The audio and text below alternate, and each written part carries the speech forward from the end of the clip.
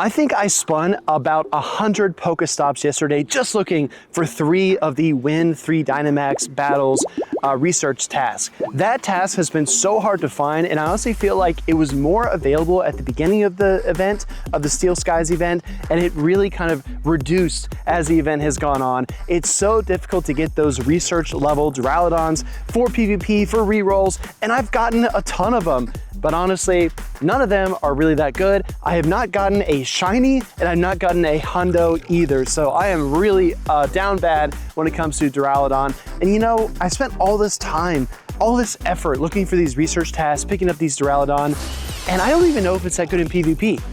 So let's find out. Fantasy Cup is coming to an end today. We are going to get the league rotation at 2 p.m. I think my time, but we still have some more battles to go over. This is going to be a triple steel team featuring Duraludon in the Fantasy Cup. I'm going to lead Corviknight. I also have Empoleon and Duraludon. So just before we get too far into this, yes, I want to answer that one question that you are thinking of right now. This is a auto loss to Dedenne, okay? Do not even try it. But against most other teams, we have a ton of play. So this game number 1, we lead into the Excadrill. Opponent swaps into Florges. I assume this is going to be Trailblaze. I've seen a lot of Trailblaze and Chilling Water Florges. Whether it's Fantasy Cup or the Open Great League, I think we're going to see the same thing when it comes to the Florges moveset. So it's always good to get some practice against it, no matter what format you're in. We are going to KO with the Hydro Cannon here. I want to get one more Hydro Cannon against the Excadrill before the Mudslaps KO us. I picked a regular Empoleon here for this specific reason. You could argue maybe I could have gone for the Shadow because it would have allowed me to take less, to give the opponent less Mudslaps in order to let them farm down faster, which sounds counterintuitive, but honestly, I think makes a lot of sense because you don't want to give your opponent too much fuel. It's the same argument I hear for Shadow Bastiodon, because if you're going to hard lose a matchup, you might as well put yourself in a position where you're not feeding your opponent too much energy. Last Pokemon is Togekiss. I still have 2 shields, and this is it. This is the big Duraludon. This is the best Great League rank that I could get out of the research. I believe it's ranked 219 or so. Trying to paste a move here against the Togekiss, and I don't know the attack stat for Duraludon. It's actually pretty high, but I didn't realize that at the time of this battle. So we're going to see me trying to win a Charge Attack priority versus the Togekiss. It's going to come down to the wire. Opponent's Pecs are coming through. Can we get to one more Hydro Cannon? Yes, and the opponent catches it, but I think that they're just 1 peck away from their next Aura Sphere. Let's find out. We KO that Pokemon. They do get the move. I think they've got it. I've got the Flash Cannon. We win the Charge Attack priority. Duraludon actually making a name for itself in the very first battle of our video. Flash Cannon is going to be super effective versus that Fairy typing and absolutely annihilate the Togekiss. Going to game number 2, Corviknight into Dragalge. What an incredible lead. Probably one of the best leads I could have asked for. Now we're going to see the Dragonite safe swap. I go Dura here because I do think that I can Dragon Tail all the way down as long as I shield 1 time. It's going to take that Dragonite 10 turns for its moves here. And they went for the Dragon Claw, which is actually a little bit more these days, and it allows me to line up my Dura versus this Azumarill. Flash Cannon's still gonna hurt. Look at how much damage it does. Bam! That takes almost half of the Azumarill, which is honestly insane. Opponent sees that I'm just wrecking the team, and I already hard won the lead, so they top left out of the game. Corviknight into Corviknight in this battle. As you can probably tell, I haven't explicitly mentioned it, but I was running Ironhead Corviknight for the first few battles here. This is a theory I've been working on for a little while. I think I told ZZ that I think that Ironhead Air Cutter would be the way to go, but the more that I play tested it, the more that I kind of steer away from my theory. Ironhead just doesn't hit hard enough, and especially when you're in the mirror matchup, you need the payback. Opponent swaps into Tina here. I'm gonna go for the Hydro Cannon, so I might try to put the graphic up on screen to see which one is more energy efficient. I think the Drill Peck is probably better here, but I went for the Stab Community Day move. Even if this is Shadow Sneak, it's not gonna KO, and it doesn't. I go to Dura here. I am a Steel Dragon, but look at how much damage the Shadow Claws are doing, and I know a Dragon Claw would wreck me here. I'm gonna let it through just to see how bulky Duraludon really is, and it erases my Duraludon. That was really tough. Coming back with the Corviknight. Opponent's got a Lairon, which is fascinating. This is a Rock and Steel type, just like the Bastiodon. It's got Metal Sound. If you want to see something real scary, look at Duraludon with Rollout as a fast attack. Those sims are crazy. I do not recommend. Niantic, Scopely, if you're watching this, I do not recommend Rollout Lairon. Gonna throw the Air Cutter here into the Rock and Steel type to try to take a shield. And we do get it. Going Imp, and I'm gonna throw the Hydro Cannon to pick up the KO, but Corviknight still has a lot of work to do. I believe there's still the mirror match I have to work through, as well as the third Pokemon. And, oh no, I fed that Corviknight too much energy. I do have the payback, I just need to not get caught on. That's like the biggest thing here. If they catch my payback, I think it's all over. Payback connects into me. Oh, they go Tina, they try to surprise me. I overcharge quite a bit, and then I go for the Air Cutter. If this gives me the boost, that'd be great. If not, not a big deal. Coming now, oh, and we get to the payback versus the opposing Corviknight. So managing your energy with Sand Attack can be really rewarding when it's done correctly, or it can be super frustrating if things don't go your way, of course. Let's go to this next battle. Ilps is going to be leading Fire Fang Salamence. This is a death sentence for our team. This is really bad. I go into Dura, they go into Azu. I really need to flip switch here, but the negative is that I don't think that Empoleon can beat the Salamence if it's down shields. I think that that's really a tough matchup for it, so I might have to let the Dura go. I haven't decided yet. If I'm able to connect the second Flash Cannon, I will take switch, and I do think that I'll be able to outpace or maybe charge attack priority tie. Yeah, it looks like a tie there on the Azumarill. So if we connect this does pick up switch. Oh, and we do get switch, which is really nice. But they've got a Jirachi. Oh man, this is really annoying. I could have gone for the Flash Cannon there, but I'm gonna go for the Dragon Claw instead. Let's see if we get a shield from the opponent. And we don't, but it does a lot of damage. I should have gone Flash Cannon there for sure. That was a mistake. Coming in now with the Corviknight. I expect them to go to Salamence pretty quickly here. And they do. We're gonna go Imp. But yeah, as you can tell, the Fire Fangs are doing about as much damage as our Metal Sound. And when those Brutal Swings start hitting, it's gonna hit really, really hard. I just did a video on Fire Fang Salamence. I know this Pokemon is an absolute beast. It's an absolute unit. And there's no way that my Triple Steel is gonna beat this Fire Fang Salamence. So this is pretty much all she wrote. Here comes a Brutal Swing. This might not KO completely, but it's gonna be really close. Actually, never mind. What am I saying? What am I saying? It absolutely does KO. Probably could have just gone ahead and top lefted here, but we're gonna fight this one out. Air Cutter does get shielded, not a big deal. Trying to get to the next one, but the opponent already has a move. Yeah, Dedenne, and I should add actually Fire Fang Salamence to that list of unwinnable Pokemon. Yeah, not the best team, but I wanted to try out Duraludon. I do think there are some comps with it that might work, but it's a very difficult Pokemon to build around. Swapping Dura into the Giratina here, you can see against this Dragon, the Dragon Tails are not doing as much damage as I would like, especially not as much damage as they do against Shadow Dragonite. But that's to be expected because Dragonite is so flimsy. Opponent makes a really good play here, throwing one Shadow Claw and then anticipating the Dragon Claw coming through so they catch it. 4, 5, 6. Opponent actually overcharges up to 7 bubbles, which allows me to get to my Flash Cannon and maybe the switch as well. Yes, and we're able to pull the switch into Corviknight. This is actually really, really nice for us because it allows us to build some additional energy and then maybe get to the payback to threaten that Giratina when it comes back out. I don't mind eating another move here from the Azumarill. It's not a big deal. Ice Beam does connect. Now that the switch is up, Tina is ready to come out. We're gonna go for the Air Cutter bait to try to get a shield from the opponent. Let's see if it pays off. Yes, it absolutely does. That's very nice. I'm gonna go for a second Air Cutter just to deal some damage now because my opponent is closing in on their next move. Air Cutter connects, Tina takes a big chunk. I'm not sure if I could Metal Sound down. It's gonna be a little bit tricky, but I come in with the Empoleon anyway. 4, 5, wow, beefy Metal Sound down on that Shadow Giratina, and their last Pokemon is Empoleon.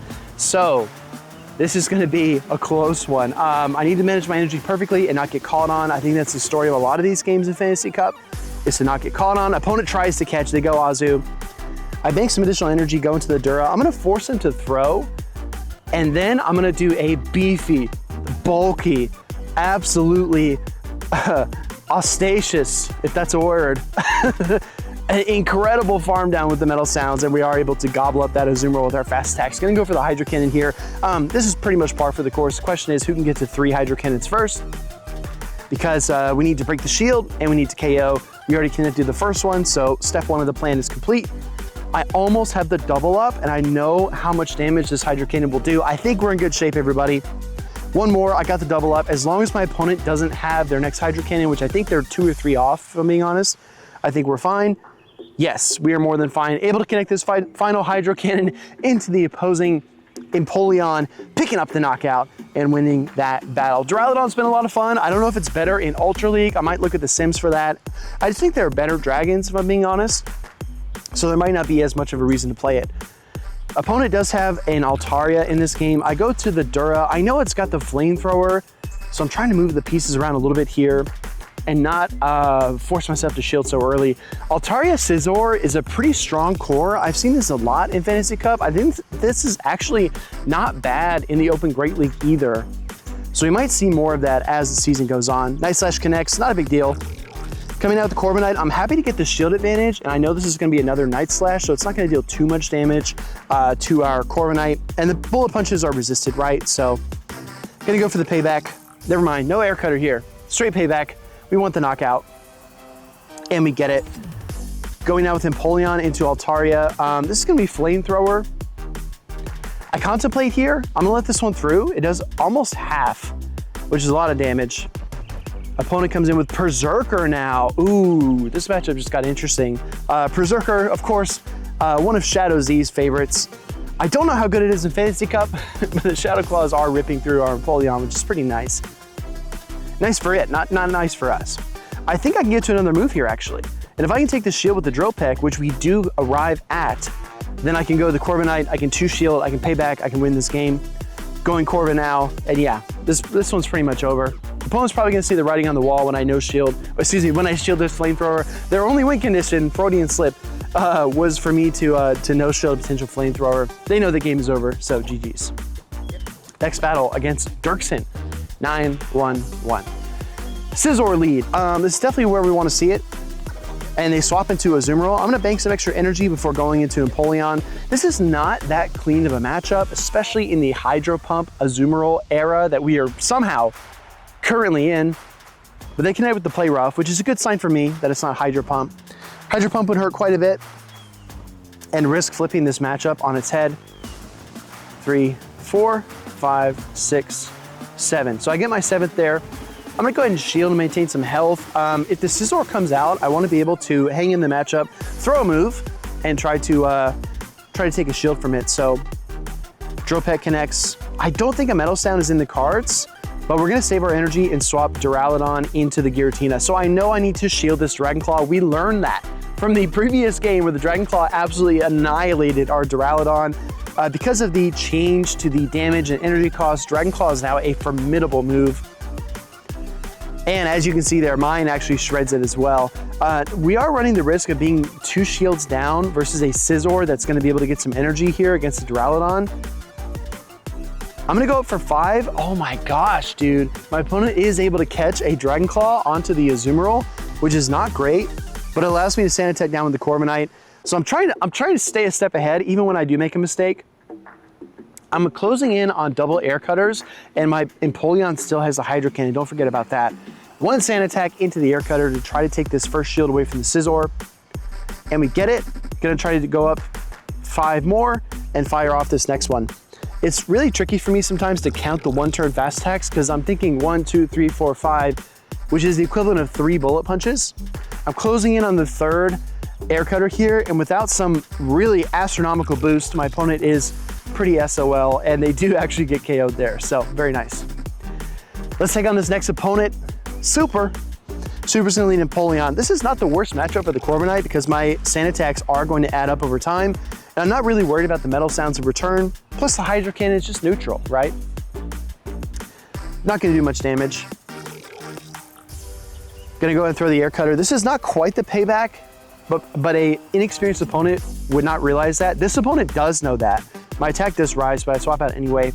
That's the first sign that this opponent knows what they're doing and they might be cooking here, is they no shield there when I'm just a few Sand Attacks away from the payback. That means they're counting really well.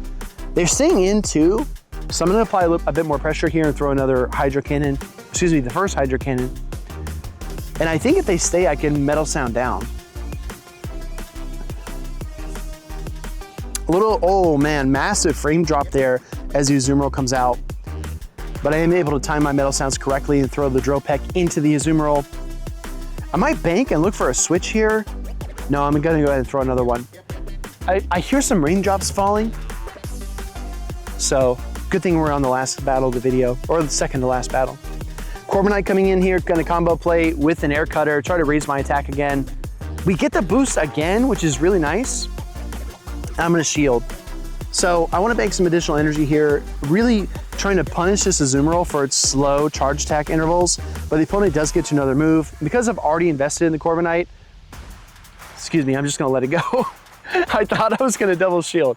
but I'm gonna save a shield for Duraludon. Once we've removed the Fairy type from the equation, things actually look decent. Coming in out with the Flygon, 4 Dragon Tails. That Dragon Tail right there was absolutely huge because it means that I'm able to apply this damage before my opponent can get to another Sand Tomb. 3 more, and we pick up, oh, I almost pick up the KO. They swap out, transfer the damage, but when they come back in, they cannot outrun the Duraludon. What an incredible thing there. Opponent unable to time their sand attacks perfectly, and that is the price they pay. Next battle versus, what the heck? Shiinotic. They swap into Empoleon, or excuse me, they swap into Dragonite. I go Empoleon. I should have gone Duraludon here. This is a big mistake by me.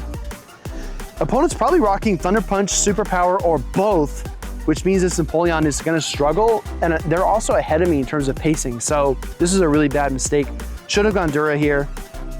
Empoleon has better play against the Shiinotic anyway, so it would have made much more sense for me to go with my Dragon type. So I lose Switch, which is really bad, and I come with the Dura anyway. I'm starting to think, man, this could be Superpower.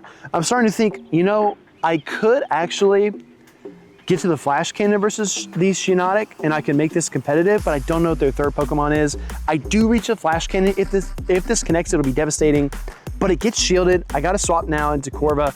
Oh, and they come Azumarill. So this is not looking good, everybody. This is not looking good at all. Azumarill is gonna be really tough to get through. That Shiinotic is gonna resist my payback. So the only tool I really have is Air Cutter, and I need a boost. I need a boost so bad to give myself a chance. That's 2 Air Cutters, no boost. 0% chance at this point, which is a little tough.